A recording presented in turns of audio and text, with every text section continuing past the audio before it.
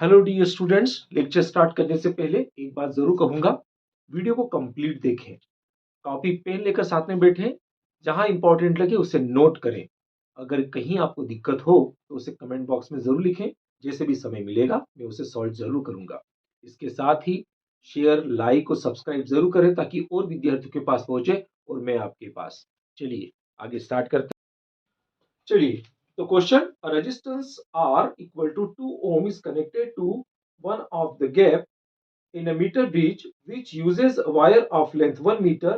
An unknown resistance X is greater than 2 ohm is connected in the other gap as shown in the figure.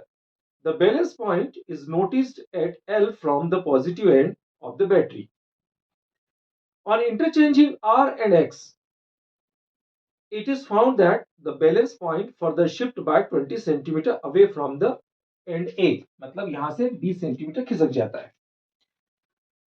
Neglecting the end corrections, calculate the value of unknown resistance X used.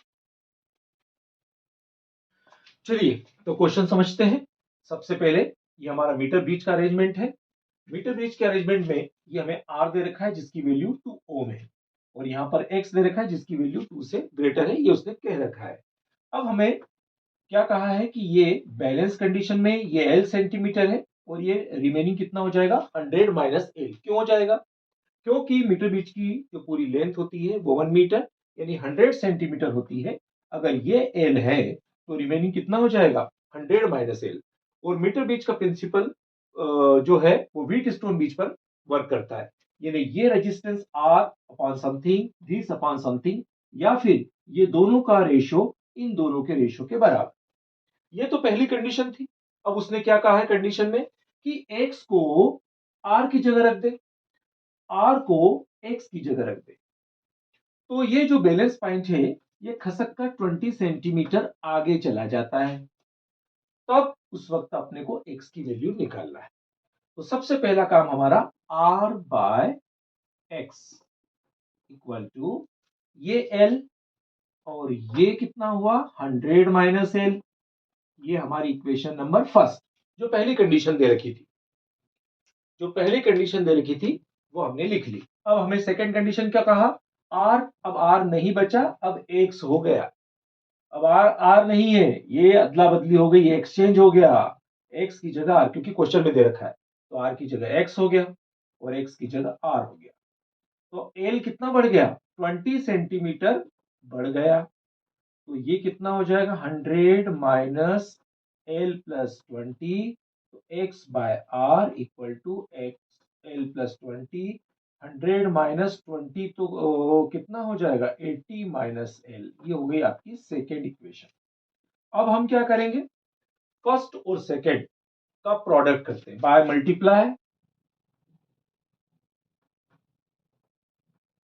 First and second, फर्स्ट और second का multiply करते हैं। तो left hand side का multiply होगा, right hand side का multiply होगा। तो x R by x into R by x into x by R, तो ये क्या हो जाएगा 1, मतलब अपोजिट है ना, आर बाय एक्स और एक्स बाय आर, तो ये कैंसल आउट हो गया, तो ये हो गया 1। तो चलिए ये कितना हो गया एल 100 माइनस एल इंटू ये कितना हुआ एल प्लस 20, और ये हो गया आपका 80 माइनस एल। तो हम क्या करते हैं, इनको लेफ्ट हैंड साइड ही लिख लेते हैं, और ये इक्वल एल और एल प्लस 20। तो ये कितना हो जाएगा 8000 minus 100 L minus 80 L minus minus plus L square, और ये वाला कितना हो जाएगा L square plus 20 L. Left hand side का L square right hand side के एल स्क्वायर से कैंसिल आउट हो गया। अगर आपने कॉपी कर लिया हो तो ठीक है, तो हम मिटा देते हैं ये वाला पोर्शन। तो अब क्या हो जाएगा 8000 और ये माइनस 180 एल और इक्वल टू 20 एल। तो ये कितना हो जाएगा 180 एल प्लस 20 एल, ये हो गया आपका 200 एल, 800 8200 का डिवीजन हुआ तो ये कितना हुआ 40। तो L की वैल्यू आ गई 40। अब दोनों इक्वेशन में से जो इक्वेशन आपको सिंपलेस्ट लगे तो उसमें रख दीजिए। तो अपना क्या था, पहली इक्वेशन क्या थी, R by x L by 100 minus L। चलिए वो इक्वेशन में रख देते हैं। तो R की वैल्यू हमें 2 ओम पहले ही दे रखी है, X की वैल्यू फाइंड आउट करनी है। ये हो गया 40, 100 माइनस 40 हो गया 60। तो 2 2 जा 4, 2 3 जा 6। तो ये सारी चीजें इधर लेके आ जाए। 2 into 3/2 equal to x. 2 2 cancel, x equal to 3 ohm resistance. और हमारी जो गिवन कंडीशन है उसने पहले भी कहा है कि एक्स की वैल्यू आपके 2 ओम से बड़ी है। तो आंसर अपना आ गया। चलिए next question. In a meter beach, the null point is found at a distance of 40 centimeter from A if a resistance of 12 ohm is connected in parallel with S, then null point occurs at 50 centimeter from A. Determine the value of R and S. तो इसमें question में क्या कहा है, इस question में कहा है कि यहाँ पर सबसे पहले ये जो अरेंजमेंट है, इस अरेंजमेंट के अकॉर्डिंग R और ये S, और यहां पर जब इस वक्त R और S लगा था तब बैलेंस पॉइंट 40 था। यानी R by S equal to 40 by remaining distance कितना हो जाएगा, 60 हो जाएगा। क्योंकि मीटर बीच में टोटल लेंथ कितनी होती है, 1 मीटर मतलब 100 सेंटीमीटर। ये हो गया 40, तो 100 माइनस 40 रिमेनिंग कितना हो गया 60।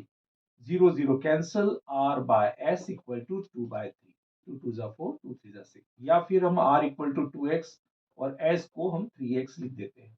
यहां तक बात खत्म। अब क्या बोला है उसने, अब बोला इस सवाल में कि यहां पर इसके पैरेलल 12 ओम का रेजिस्टेंस अगर लगा देते, क्या करते हैं हम, 12 ओम का रेजिस्टेंस इसमें लगा देते हैं तो ये जो है 40, ये 50 पर बैलेंस होता है। तो उसके लिए कंडीशन लगा लेते हैं, लेकिन उसके पहले हमें इसका नेट रेजिस्टेंस लिखना पड़ेगा। ये पैरेलल अरेंजमेंट है, तो पैरेलल अरेंजमेंट के लिए क्या करते हैं, 1 by R equal R dash equal to आपका R1 प्लस R2। ये फॉर्मूला आपको पता है। लेकिन हम क्या करेंगे, हमारे पास जब दो रेजिस्टेंस होता है तो इसकी डायरेक्ट मेथड हम यूज करेंगे, प्रोडक्ट एंड सम। दोनों का प्रोडक्ट R एंड S, और S और 12 प्लस S। हम यहां पर क्या करेंगे, 12 प्लस S लिखेंगे।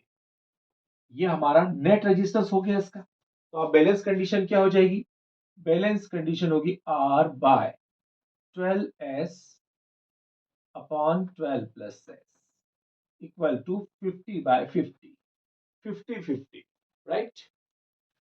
तो ये हो गया आपका कैंसल आउट 1।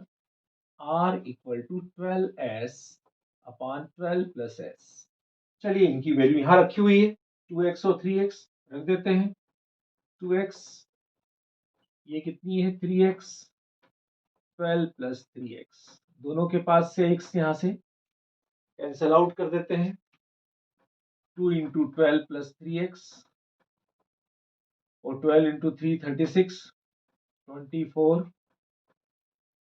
तो ये कितने हो गए 6x, 36 माइनस 24, ये हो गया आपका 12, देन x इक्वल टू 2। तो आपकी R और इसकी वैल्यू कितनी हो जाएगी, 2 इंटू 2 मतलब 4 ओम ये हो गया, और 2 3 जा 3 2 जा 6, 6 ओम आपका S हो गया। तो ये हो गया आपके आंसर। तो ध्यान रखिए कंसेप्ट आपका मीटर बीच का टोटली बेस्ड होता है wheat stone bridge. Wheat stone bridge arrangement क्या चीज होती है, व्हीट स्टोन ब्रिज अरेंजमेंट हमारे quadrilateral conductor, quadrilateral conductor 4 side है, उसमें कंडक्टर में ऐसे रेजिस्टेंस लगाए कि यदि डायगोनली अगर हम देखें कि उसमें नल डिफ्लेक्शन अगर शो होता है, that there condition their ratio is equal, मतलब दो एडजेसेंट साइड का रेशियो, जैसे suppose R1 R2 R3 R4, तो ये R1 R2 का रेशियो R3 और R4 के रेशियो के बराबर होगा। ये हमारा व्हीट स्टोन का कंसेप्ट है। तो उसी पर बेस्ड हमारा मीटर बीच का है। तो इसमें सीरीज में भी आ सकता है क्वेश्चन, पैरेलल आ सकता है, लेकिन कंसेप्ट यही कि यही ऐसा कि ऐसे ही आएगा। आई होप सो आपको सवाल समझ में आ गया होगा।